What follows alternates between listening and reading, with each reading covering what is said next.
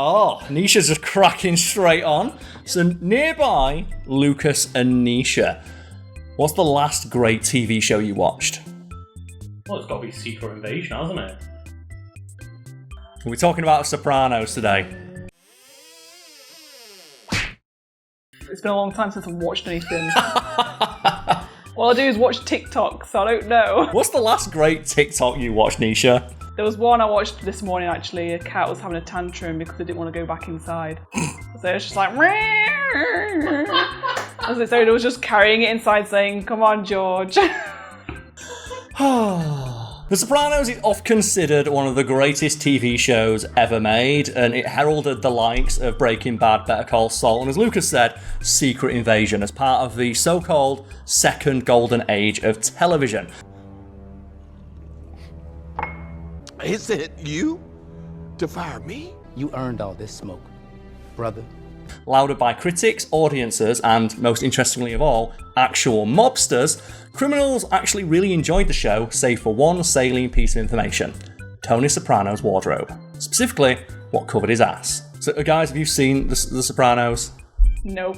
You're aware of The Sopranos, right? I'm very aware of it, but I've not seen it. It's like just one of those shows that stayed on my list forever alongside The Wire of great shows that I need to watch at some point. Well, I'm currently in the middle of my rewatch of The Sopranos, and the only thing you really need to know about the show, in regards to today's video about it, is that the main character of the show, Tony Soprano, wears some very, very loud shirts.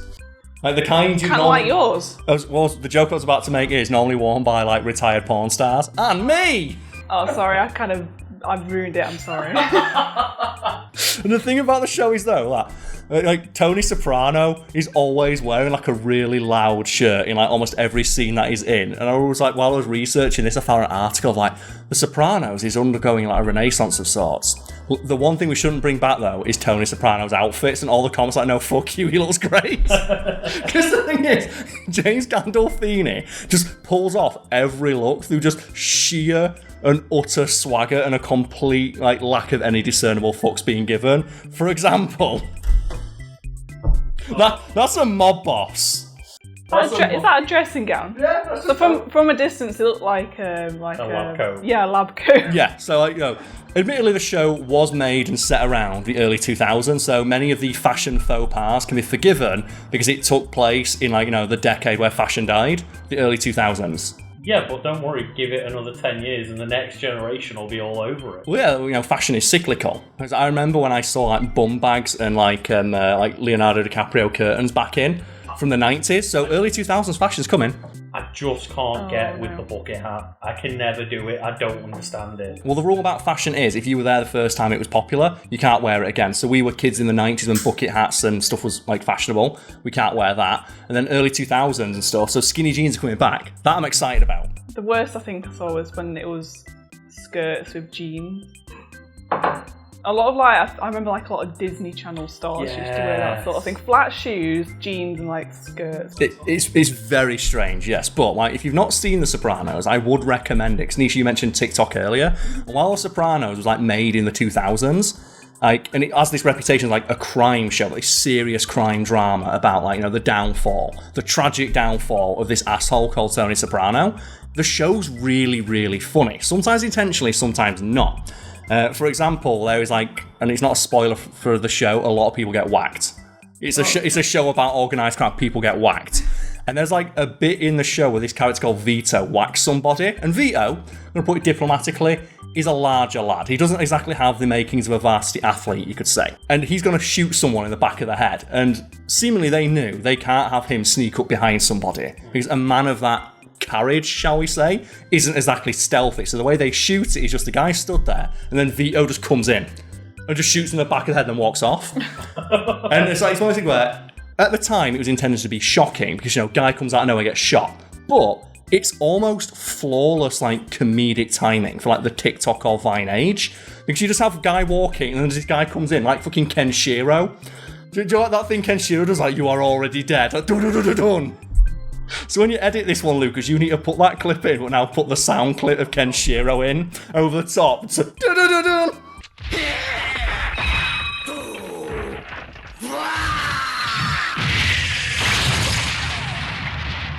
I have waited until now to maybe watch The Sopranos. It's so funny. Well, I can watch it in its perfect form of clipped out into parts on TikTok instead. Some of the moments in it are just so funny, and that's led and it has a very active fan base who have a lot of inside jokes. One of my favourite ones being that, the moment with Vito. It's like, oh, it's not that Vito is sneaking up on it, it's just Italian Americans can teleport.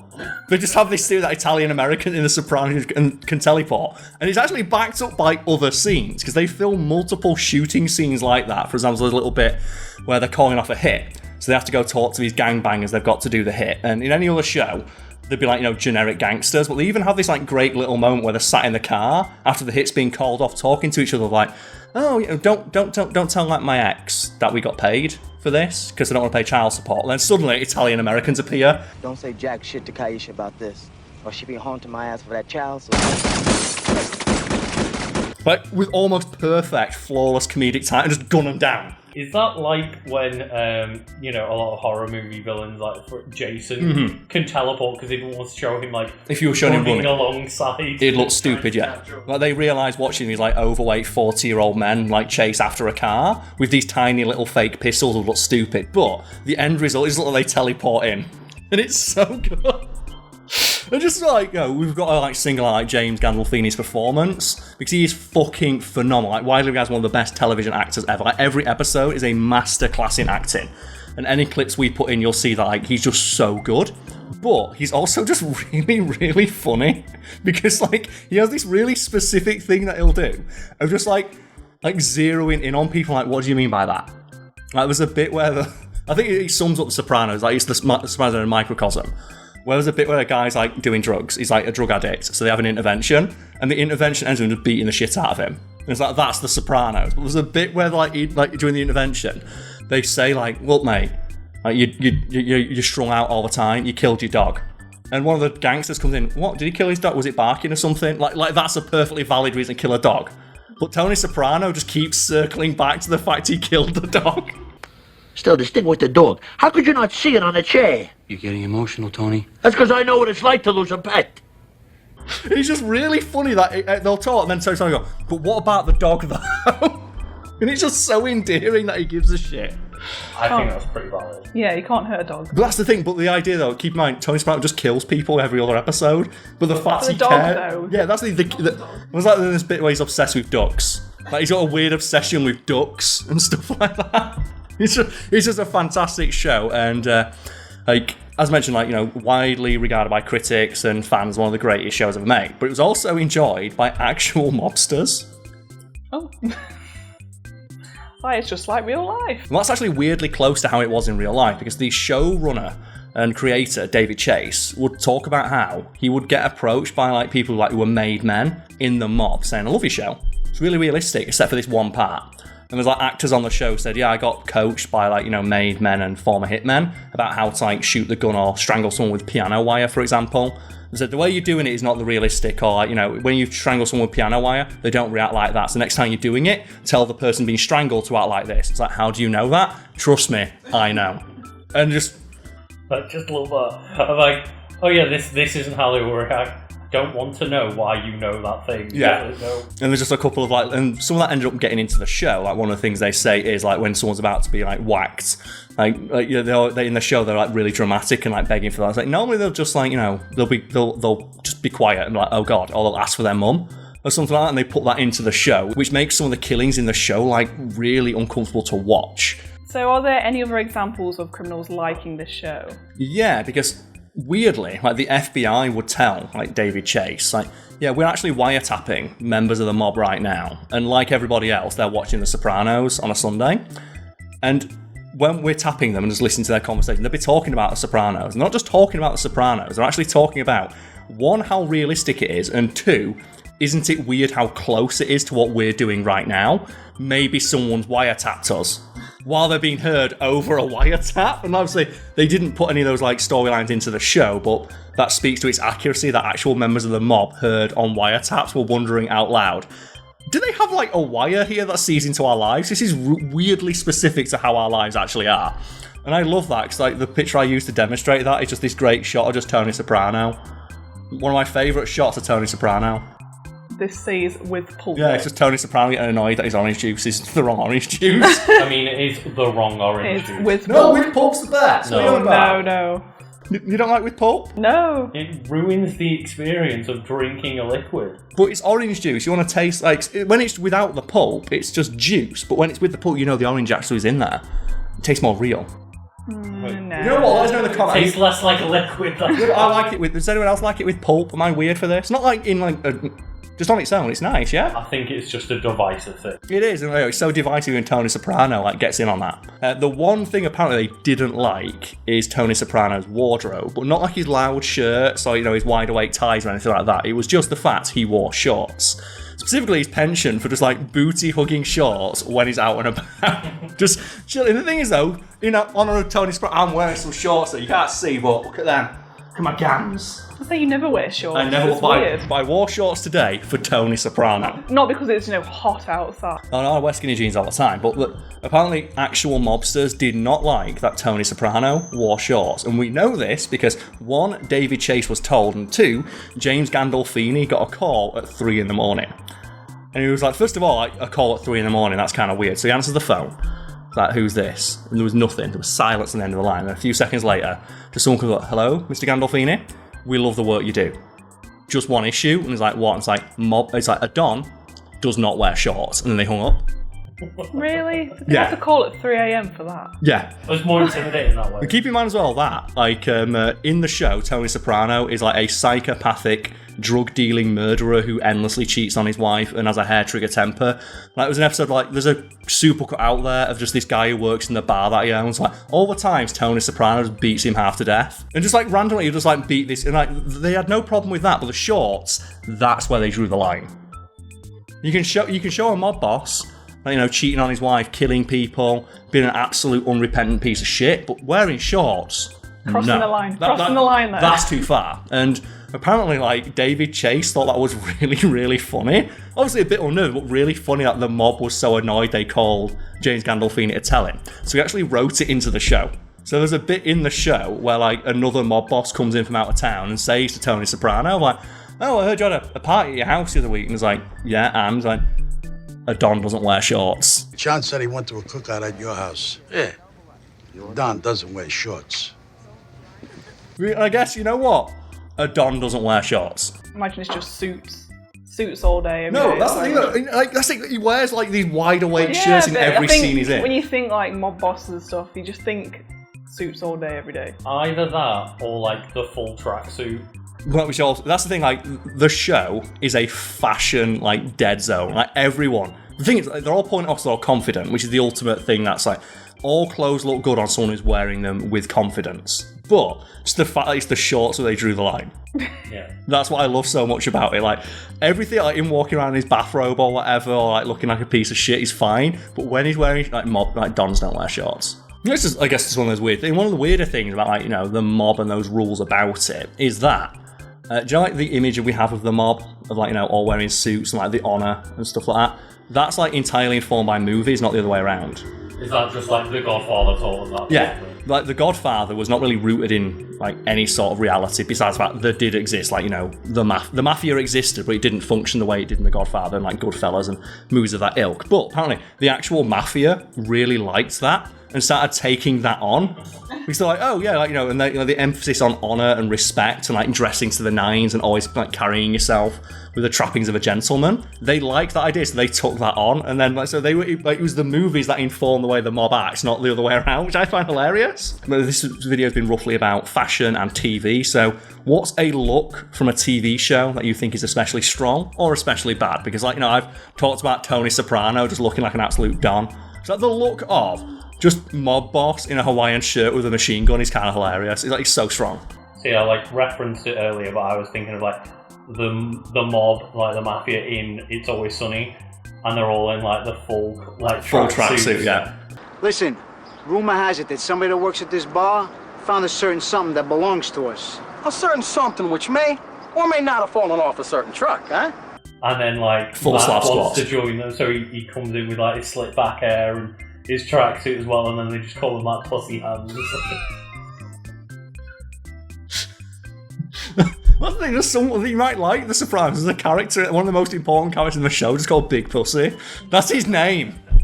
Just his name, he's just big, and it always cracks me up, even though I know it's the character's name. Where they're like, "Where's Puss? We can't find Pussy." And it's like, yeah, I feel you, Tony. I feel you. Oh, I was like, when you're watching it back as well, like some people on it are rats or informers, and there's just one guy and I thought when I first watched it, man, that guy's a shit actor. And it's not that he's a shit actor; it's that he's an undercover rat, and he's really nervous. So his shit acting actually makes sense. That was a bit where this guy who's like a rat is coming into Tony's house. And he might as well have just said, "Hello, fellow criminal. Any criminal activities you'd like to talk about today?" He's that bad. But like Tony is just like, he sees it and he never acknowledges anything. And he plays him like a fiddle. It's great. But I just thought that guy was a bad actor. And he's like, no, he's a good actor because he's pretending he's a bad actor. Yes. But I found those. Any strong looks from TV shows on media you like, Nisha? The one I can think of is... I don't know if any of you ever watched Emily in Paris. No. I don't think it's something you guys would watch, but I don't know. Let's find out. You might. I know she moves to Paris to start a new job. I can't remember what the job is, but she wears like her fashion choices. Okay. Are just I've seen these. Over the top. And I always learn with fashion, if you're wearing like say a top and a skirt, you can have one pattern and one plain. You can't mix pattern. You can't mix plain. She does everything, like it's just pattern on pattern on pattern, and it works. I'm like, how? It's confident. There's a couple of rules with like a few basic ones. Are if you're wearing like, I'm wearing that on our loud shirt, you wear plain trousers.